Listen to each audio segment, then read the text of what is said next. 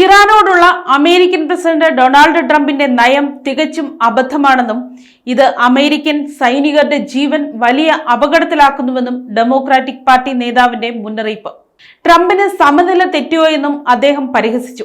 American president Donald ട്രംപിന്റെ പ്രസംഗത്തിനും Iran നയങ്ങൾക്കുമെതിരെ democratic പാർട്ടിക്കുള്ളിൽ നിന്നും രൂക്ഷ വിമർശനമാണ് ഉയർന്നുവരുന്നത്.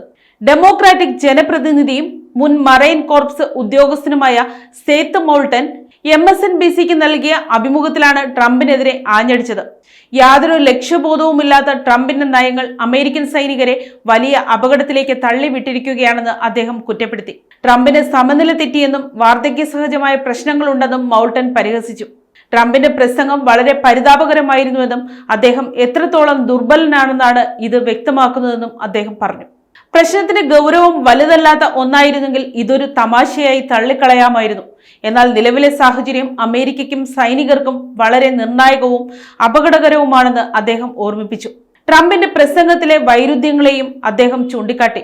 മുൻ പ്രസിഡന്റ് ഒബാമയുടെ ആണവ കരാർ റദ്ദാക്കിയതിൽ അഭിമാനിക്കുന്നുണ്ടെന്ന് പറയുന്ന ട്രംപ് തന്നെ പുതിയൊരു കരാറിനായി ശ്രമിക്കുന്നു.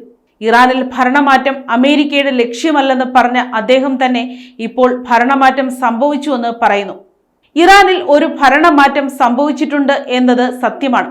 എന്നാൽ ആരോഗ്യ പ്രശ്നങ്ങളുള്ള 86-കാരനായ ഒരു ഭരണാധികാരിക്ക് പകരം കൂടുതൽ തീവ്ര നിലപാടുകളുള്ള ഊർജ്ജസ്വലനായ 50-കാരനാണ് ഇപ്പോൾ അധികാരത്തിൽ വന്നിരിക്കുന്നത്.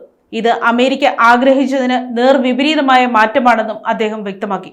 മാസങ്ങൾക്ക് മുമ്പ് ഇറാന്റെ ആണവ പദ്ധതികൾ താൻ ഇല്ലാതാക്കിയെന്ന് അവകാശപ്പെട്ട ട്രംപ് ഇപ്പോൾ അതേ ലക്ഷ്യം നേടാൻ ഇനിയും 2-3 ആഴ്ചകൾ കൂടി ബോംബാക്രമണം നടത്തണമെന്ന് പറയുന്നത് എന്തിനാണെന്നും മൗൾട്ടൻ ചോദിച്ചു. താനൊരു ചൈൽഡ് സൈക്കോളജിസ്റ്റ് അല്ലാത്തതിനാൽ ഡൊണാൾഡ് ട്രംപിന്റെ മനസ്സെന്താണെന്ന് മനസ്സിലാക്കാൻ തനിക്ക് കഴിയില്ല എന്ന് പരിഹസിച്ചുകൊണ്ടാണ് അദ്ദേഹം തന്റെ പ്രതികരണം അവസാനിപ്പിച്ചത്. News desk Kottarakkara media.